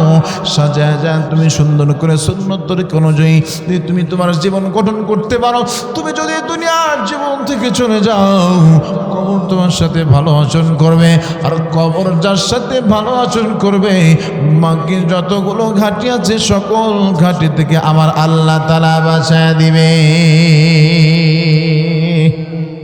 এই জন্য কি আল্লাহ পাক রব্বুল আলামিনের পয়গম্বর শিক্ষা দিয়েছে, বান্দা, আল্লাহ তাআলা নিজেও শিক্ষা দিয়েছে, বান্দা সময়ের মূল্য দাও, বান্দা সময়ের মূল্য দাও, হায়াতের জিন্দেগির মূল্য দাও। হায়াতের জিন্দেগির মূল্য যদি তুমি দিতে পারো, বান্দা, তুমি সফল হয়ে যাবা। ঘোষণা কার? আল্লাহ। দুনিয়ার সকল মানুষগুলোই ক্ষতিগ্রস্তের ভিতরে। আল্লাহ তাআলা কেন বলছে? দেখেন, আজকে যার একতলা বাড়ি আছে সে 5 তলা বাড়ি চায়, যে 5 তলা বাড়ি আছে সে চিন্তা করে আমার 5 তলা বাড়ি যদি আরো 5টা হইতো। বলেন তো দেখি, বান্দার চাহিদা শেষ আছে? কথা বলেন, শেষ আছে? চাই, আরো চাই, আরো চাই করতে করতে বান্দার জিন্দেগি শেষ হয়ে যাচ্ছে। তবেও বান্দা আল্লাহর পথে ফেরে না, আল্লাহর পথে ফেরে না। ঠিক না? ঠিক বলেন। অথচ আমার মালিক আল্লাহ তাআলা বলছে, বান্দা, তোমার মুখে যতক্ষণ পর্যন্ত কবরের মাটি না পড়বে, ততক্ষণ পর্যন্ত তোমার নেই শব্দ তোমার বের শেষ হবে না। ঠিক না? ঠিক বলেন। ইন্নাল ইনসানা লিরাব্বিহি লাকানুত। আদম সন্তানের মুখে মাটি পড়ার আগ পর্যন্ত বান্দা বলবে, নাই, আরো চাই, আরো চাই, আরো চাই। ঠিক না? ঠিক বলেন। শান্তি আমরা তালাশ করি কোথায়? সম্পদের ভিতরে তালাশ করি, টাকার ভিতরে তালাশ করতে, এসি বাসার ভিতরে আমরা শান্তি তালাশ করি। বলেন তো দেখি, এসি বাসার ভিতরে শান্তি আছে? টাকার ভিতরে শান্তি আছে? না। শান্তি আছে কোথায়? আল্লাহর ভয় যার কলিজার ভিতরে আছে, ওই বান্দার কলিজার ভিতরে শান্তি দেন কে? জোরে বলেন। শান্তি পাইবে দিলে যদি থাকে আল্লাহ তাআলার ভয়, শান্তি পাইবে দিলে যদি থাকে আল্লাহ তাআলার ভয়। এই পৃথিবীর সবাই শান্তি চায়, তবু তারা কেন শান্তি নাই পায়? শান্তি নাই রে টাকা পয়সায়, শান্তি নাই রে এসি বাসায়,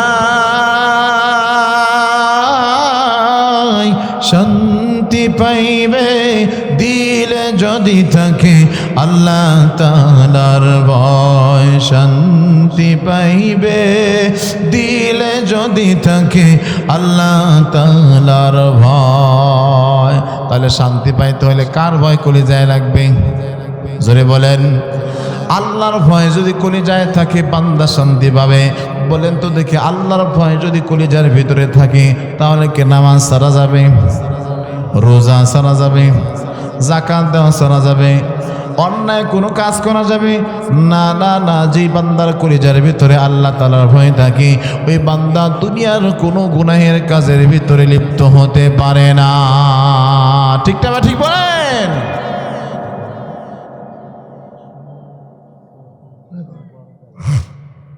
তাহলে কলিজার ভিতরে কার ভয় থাকতে হবে? আল্লাহর ভয় থাকতে হবে। সফল মুমিন যারা হবে, নির্ভেজাল ইমানদার মুত্তাকি মুমিন যারা হবে, তাদের কলিজার ভিতরে আল্লাহ তাআলার ভয়, এটা একটা ইমানের গুণ। সুবহানাল্লাহ। ইন্নামাল মুমিনুনা আল্লাযীনা ইযা যুকিরাল্লাহু ওয়াজিলাত কুলুবুহুম ওয়া ইযা তুলিয়াত আলাইহিম আয়াতুহু যাদাতুহুম ঈমানা। আল্লাহ পাক রব্বুল আলামিন বলেন, ইন্নামাল মুমিনুনা আল্লাযীনা ইযা যুকিরাল্লাহ, বান্দা যখন আল্লাহ পাক রব্বুল আলামিনের বরত্ব মুহূর্তের কথা শুনবে, ওই বান্দার কলিজার ভিতরে, বান্দার কলিজার ভিতরে প্রকম্পিত হবে, বান্দার কলিজার ভিতরে ভয়ের সঞ্চয় হবে। কার ভয়? আরো জোরে বলেন।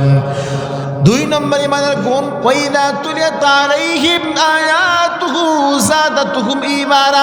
আপনি আপনার হায়াতি জিন্দেগির ভিতরে আল্লাহর কোন বান্দা যখন কালামুল্লাহ তেলাওয়াত করে, কোরআন তেলাওয়াত করে বা কোরআনের তেলাওয়াত শুনে, তো আমার আল্লাহ পাক রব্বুল আলামিন ওই বান্দার কলিজার ভিতরে ঈমান বৃদ্ধি করে দেয়। মুসলমান ইমানদার আল্লাহর গুণ, আল্লাহ পাক রব্বুল আলামিন নির্ভেজাল ইমানদারের 3 নম্বর গুণ আল্লাহ তাআলা বর্ণনা করেছেন, ওয়া আলা রাব্বিহিম ইয়াতাওয়াক্কালুন। আমার আল্লাহ পাক রব্বুল আলামিন বলেছেন, নির্ভেজাল ইমানদার যে ব্যক্তি হবে, ওই বান্দা সদা সর্বদা ভয়, সদা সর্বদা তাওয়াক্কুল করবে। কার উপরে? আরো জোরে বলেন, কার উপরে তাওয়াক্কুল করবে? আল্লাহ পাক রব্বুল আলামিন অন্য আয়াতের ভিতরে জানিয়েছেন, ওয়া তাওয়াক্কাল আলাল্লাহ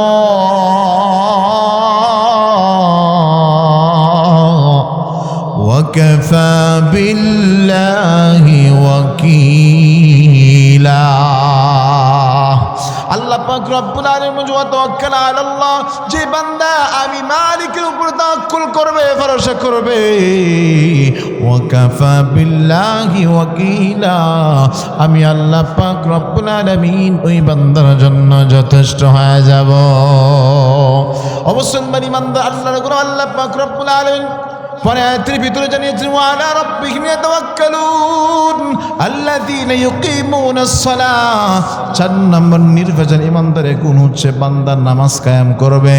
বলেন তো দেখি, নিজে নিজে নামাজ পড়লে কি নামাজ কায়েম হয়? না না না। আপনি সারা জীবন নামাজ পড়ছেন, অন্যকে আপনি কখনোই নামাজের কথা বলেন নাই, তার মানে আপনিও দুনিয়া থেকে চলে গেছেন, নামাজও বিলুপ্ত হয়ে গেছে। কিন্তু কায়েম বলা হয় সেই জিনিসকে যেটা সর্বদাই চালু থাকে। তার মানে আপনি একজন বাড়ির অভিভাবক, আপনি নিজে নামাজ পড়েছেন, আপনি আপনার বিবিকে বলেন, বিবি তুমি নামাজ পড়ো। সন্তানকে সকালবেলা ডেকে দিলেন, সন্তান রে, ও সন্তান তুমি নামাজে যাও, মসজিদের ভিতরে নামাজে শরীক হয়ে যাও। আপনার নামাজ পড়েছেন, আপনার বিবিকে নামাজের নির্দেশ দিয়েছেন, আপনার কলিজার টুকরা সন্তানকে নামাজের নির্দেশ দিয়েছেন। অনেক বাবা তো এমন আছে সকালবেলা সন্তানকে নামাজের জন্য ডাকে না। যদি জিজ্ঞাসা করি বাজান সন্তানকে নামাজের জন্য ডাকলেন না, কারণটা কি? বলে হুজুর সকালবেলা প্রচণ্ড শীত, এই শীতের ভিতরে আমার বাচ্চাটা যদি ঘুমের থেকে ওঠে, এই নিশির ভিতরে আমার বাচ্চাটা ঠান্ডা লেগে যাবে, এই জন্য বাচ্চাটাকে নামাজের কথা বললাম না। ওগো আল্লাহর গোলাম, আল্লাহর পয়গম্বর জানিয়েছেন হাসরের ময়দানে এমন সন্তান করে তার বাবাদেরকে তাদের বাবার বুকের উপর পাড়া দিয়ে জাহান্নামের ভিতরে তাদেরকে ফেলে দিবে। আল্লাহ পাক রব্বুল আলামিন যখন ওই সন্তানকে বলবে সন্তান তুমি জাহান্নামের ভিতরে যাও, আল্লাহ পাক রব্বুল আলামিনকে ডাক দিয়ে বলবে মালিক আমি জাহান্নামে যাব, কারণটাকে একটু জানতে চাই। ওই মুহূর্তের ভিতরে আল্লাহ পাক রব্বুল আলামিন ডাক দিয়ে বলবে বান্দা দুনিয়ার ভিতরে তুমি নামাজ পড়ো নাই, রোজা রাখো না, হজ করো নাই, এই জন্য তোমাকে আজকে জাহান্নামের ভিতরে নিক্ষেপ করা হচ্ছে। ওই মুহূর্তের ভিতরে ওই সন্তান ডাক দিয়ে বলবে আল্লাহ সকালবেলা আমার বাবা উঠে নামাজে গিয়েছে, জীবনে আমাকে কখনো নামাজের তাগিদ দেয় নাই, নামাজের জন্য আমার বাবা কোনোদিনও বলে নাই শরীর শুকায় যাবে এই জন্য আমার বাবা আমাকে রোজা রাখতে দেয় নাই। আজকে হাসরের ময়দানে আমার দোষ কি? আমার বাবা যদি শিক্ষা দিত, তালিম দিত, তাহলে আজকে আমার জাহান্নামে যেতে হইতো না। যেহেতু জাহান্নামে যাব, আগে আমার বাবাকে একটু ডেকে নিয়ে আসো। ও বাজান আপনার কলিজার টুকরা সন্তানগুলো আপনাকে আপনার বুকের উপর পাড়ায় পাড়ায় আল্লাহ তাআলা জাহান্নামে যাবে, নাউজুবিল্লাহ বলে। এই জন্য বাজার নিজে নামাজ পড়বো, অধীনস্থ সন্তান হোক কর্মচারী হোক এদেরকে নামাজের নির্দেশ দেবো ইনশাআল্লাহ। মুসলমান ইমানদার আল্লাহর গোলাম, আল্লাহ পাক রব্বুল আলামিন নির্ভেজাল ইমানদারের ৫ নম্বর গুণ বলেন ওয়া মিম্মা রাযাকনাহুম ইউনফিকুন। আল্লাহ পাক রব্বুল আলামিন জানিয়েছেন নির্ভেজাল ইমানদারের ৫ নম্বর গুণ হলো ওই বান্দাগুলো আল্লাহ পাক রব্বুল আলামিনের পক্ষ থেকে যে রিজিকগুলো পেয়েছে ওই রিজিকগুলো আল্লাহর রাস্তায় দান করে দিবে। ও মুসলমান ইমানদার আল্লাহর গোলাম, যেই কথা থেকে আমি একটু ভিতরে ঢুকেছি যে আল্লাহর ভয় করি যার ভিতরে ঢুকাইতে হবে, আল্লাহর ভয় এটার নাম ঈমান। আল্লাহর পয়গম্বর বলেছে আত্তাকওয়া হাহুনা, আত্তাকওয়া হাহুনা। যেই বান্দার কলিজার ভিতরে আল্লাহ তাআলার ভয় থাকবে, ওই যেই বান্দার ভিতরে আল্লাহ তাআলার ভয় যত বেশি থাকবে, ওই বান্দা আল্লাহ তাআলার তত বেশি পেয়ারা হয়ে যাবে। সর্বশেষ একটা মিসাল দিয়ে আমি আমার আলোচনাটা গুছায় ফেলতে চাই। আল্লাহর পয়গম্বরের জলিল কদর সাহাবী হযরত ওমর, অর্ধজাহানের খলিফা হযরত ওমর, আল্লাহ পাক রব্বুল আলামিন তিনাকে পুরা বিশ্বকে পুরা বিশ্বকে আল্লাহ পাক রব্বুল আলামিন বিশ্বের অর্ধেক দুনিয়া পৃথিবীর অর্ধেক শাসন করার ক্ষমতা আল্লাহ তাআলা হযরত ওমরকে দিয়েছিলেন। ও মুসলমান ইমানদার আল্লাহর গোলাম, আল্লাহর ভয় কাকে বলেন? সর্বশেষ আল্লাহর ভয় কলিজার ভিতর কতটুকু থাকলে আল্লাহ তাআলার কাছে বাঁচা যাবে, এই একটা মিসাল দিয়ে আমি আমার আলোচনা ইতি টানতে চাই। ওমর ইবনুল খাত্তাব রাদিয়াল্লাহু তাআলা আনহু তিনি রাতের বেলায় তিনি বসে রাষ্ট্রীয় কাজ পরিচালনা করার জন্য আল্লাহর বান্দা বসে গেছে, কুপি বাতি জ্বালাইছে। কুপি বাতি কি আপনারা চেনেন? মুরব্বী বাবা মাদারা তো সকলেই তো চেনার কথা। কুপি বাতি জ্বালায় রাতের বেলা রাষ্ট্রীয় কাজগুলো যখন করতেছে, হঠাৎ করে গভীর রজনী বিবি আমার দরজার সামনে দাঁড়ায় সালাম দিলেন, আসসালামু আলাইকুম ইয়া আমিরুল মুমিনিন। ও আমিরুল মুমিনিন যখন ডাক দিয়েছে, কানের ভিতরে যখন আওয়াজটা গিয়েছে, সালামের আওয়াজটা যাওয়ার পরে ওমর ইবনুল খাত্তাব রাদিয়াল্লাহু তাআলা তিনি সাথে সাথে কুপি বাতিটা তিনি বন্ধ করে দিলেন। বিবি ডাক দিয়ে বলে, স্বামী আমার, গভীর রজনীতে আপনার কাছে আসলাম, দরজায় এসে সালাম দিলাম, সালামের আওয়াজটা শোনার পর আপনি কুপি বাতিটা বন্ধ করে দিলেন, কারণটাকে একটু জানতে চাই। ওই মুহূর্তের ভিতরে ওমর ফারুক রাদিয়াল্লাহু তাআলা আনহু ডাক দিয়ে বলে, বিবি রে,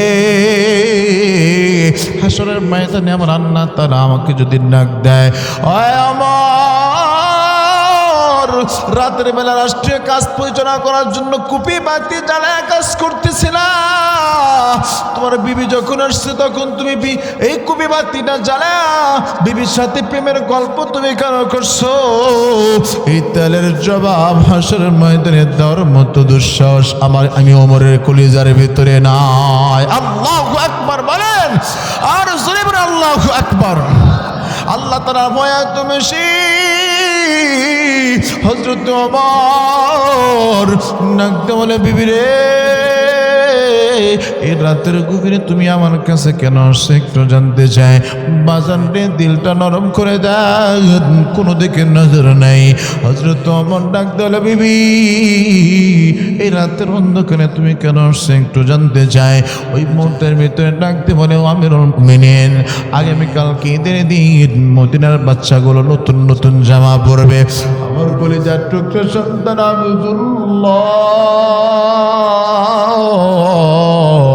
আমার কলিজার টুকরা সন্তানের নতুন জামার কি ব্যবস্থা হবে না? আমার কলিজার টুকরা সন্তানের জামার জন্য আসছি, নতুন একটা জামা কিনে দেন। আমিরুল মুমিনিন অর্ধ জাহানের খলিফা, অর্ধ পৃথিবীর খলিফা, রাষ্ট্রপ্রধান আমিরুল মুমিনিন ডাক দেওয়ালে, বিবি রে তোমার সন্তানকে জামা কিনে দেওয়ার মতো আমার কাছে কোনো সম্পদ নাই। আল্লাহু আকবার বলেন। আর আমরা তো এমন দেশে বাস করি যেই দেশের রাষ্ট্রপ্রধানের একটা পিয়ন বা কাজের মহিলার কাছেও কোটি টাকা থাকে। কথা বলেন না কেন? ওমর ইবনুল খাত্তাব রাদিয়াল্লাহু তাআলা আনহু তিনি তো অর্ধ জাহানের খলিফা, আল্লাহর পয়গম্বর তিনি এমন ভাবে যিনাকে তৈয়ার করেছে।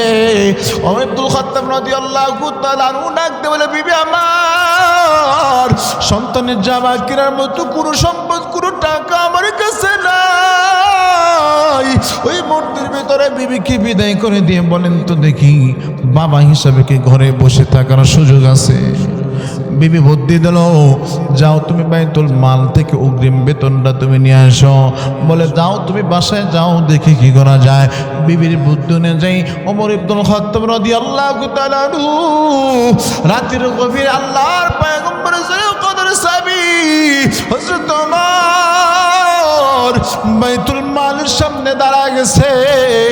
বাইতুল মালের ম্যানেজারকে ডাকতে বলে, বাইতুল মালের ম্যানেজার যখন দরজাটা খুলছে তাকায় দেখে অর্ধ জাহানের খলিফা হযরত ওমর তার দরজার সামনে দাঁড়া গেছে। ডাকতে বলে, আমিরুল মুমিনিন আপনি এত কষ্ট করে কেন আসলেন? আপনি যদি আমাকে খবর দিতেন আমি তো আপনার কাছে চলে যাইতাম, আপনার কি প্রয়োজন আপনি আমাকে বলে দেন। ওই মুহূর্তের ভিতরে আমিরুল মুমিনিন হযরত ওমর ডাকতে বলে, আমার প্রয়োজন তাই আমি তোমার কাছে আসছি। বলে, কোন প্রয়োজনের কাছে আপনি আমার কাছে আসছেন একটু জানতে চাই। মুসলমান ইমানদার আল্লাহর গোলাম হযরত ওমর ডাকতে বলে, এই মাসের তো এখনো শেষ হয় নাই, এখনো 4-5 দিন বাকি আছে। এই মাসের বেতনটাকে অগ্রিম দেওয়া যায় নাকি? আমার কলিজার টুকরা সন্তান আব্দুল্লাহ তার ঈদের নতুন জামা কিনতে হবে, এই মাসের অগ্রিম বেতনটাকে আমাকে দেওয়া যায় কিনা? বাইতুল মালের কিসিয়ার ডাকতে বলে, আমিরুল মুমিনিন আপনি বাইতুল মালের কিসিয়া, আমি বাইতুল মালের কিসিয়ার, আর আপনার রাষ্ট্রপ্রধান, আপনি সম্পদ চাবেন আমি সম্পদ দেব না, এটা তো হইতে পারে না। তবে আমিরুল মুমিনিন একটা শর্তে আমি আপনাকে সম্পদ দিতে পারি। বলে, কোন শর্তে তুমি সম্পদটা দিতে চাও? ওই মুহূর্তের ভিতরে ডাকতে বলে, আমিরুল মুমিনিন এই মাস শেষ হইতে এখনো 4-5 দিন বাকি আছে। আগামী 4-5 দিন আপনি দুনিয়ার বুকে জীবিত থাকবেন। এই কথাটা আপনি যদি লিখিত দিতে পারেন আপনাকে সম্পদ দিতে আমার কোনো অসুবিধা নাই। ও মুসলমান ইমানদার আল্লাহর গোলাম, বাইতুল মালের কিসের ডাকতে বলে, আমিরুল মুমিনিন আপনি যদি এটা লিখিত দিতে না পারেন আমার জন্য এই বাইতুল মালের কিসের দায়িত্ব পালন করা আমার জন্য ফরজ নয়, আমার জন্য ঈমান বাঁচানো ফরজ। আমি বাইতুল মালের কিসের দায়িত্ব ছেড়ে দিতে রাজি আছি, তবু আপনাকে 1 পয়সা সম্পদ দিতে আমি রাজি নাই। আল্লাহু আকবার বলেন। ও মুসলমান ইমানদার আল্লাহর গোলাম, আমি একটু আপনাদের কাছে জানতে চাই, হযরত ওমরের কলিজার ভিতরে আল্লাহর ভয় কম না বেশি? আরো জনের কম না বেশি? আল্লাহর পয়গম্বর জন্য কদর সাহাবী হযরত ওমর লাগতে পারে বাইতুল মালের ক্যাশিয়ার। তুমি কি বুঝাইতে চাও আমার বুঝতে বাকি না? আগামী 5 দিন আমি জীবিত থাকবো এই গ্যারান্টি দেওয়ার সামর্থ্য আমার নাই, এমন শক্তি আমার নাই। না না না, আমার সম্পদের দরকার নাই, এই মাসের অগ্রিম বেতনের প্রয়োজন নাই। আমি রাষ্ট্রপ্রধান হয়ে যদি তালি দেওয়া জামা আগেই দিয়ে ঈদ করতে পারি, আমার কলিজার টুকরা সন্তান আব্দুল্লাহ সেও 12টা তালি দিয়ে তালি দেওয়া জামা পরে আমার সন্তান সেও ঈদগাহে যাইতে পারবে। আল্লাহু আকবার বলেন। এটা হচ্ছে আল্লাহর ভয়, যে ভয় থাকার কারণে অগ্রিম একদিনের বেতন নেওয়ার সাহস পায় না। এটা আল্লাহ তাআলার ভয়। অগ্রিম বেতন তো দূরের কথা, কুপি বাতি জ্বালায় বীরের সাথে একটা কথা বলবে, আল্লাহর দরবারে জবাব দিয়ে আছে। এই ভয় যার কলিজার ভিতরে থাকে, ও মুসলমান, এটা সবচেয়ে উত্তম ভয়। আমার আপনার কলিজার ভিতরে এই ভয়টা যদি থাকতো, তাহলে আজকে আমরা নামাজ ছাড়তাম না। এখানে আমরা ওয়াজ শুনতে আসছি, লোক খুঁজলে অনেক লোক এমন পাওয়া যাবে যে ওয়াজের ময়দানে বসছে, এশার নামাজ পড়ে নাই, মনে মনে নিয়ত করছে, হুজুর ওয়াজ মজাই লাগছে, মাশাল্লাহ, ফজরের নামাজও পড়ব না। কথা কর না গায়ে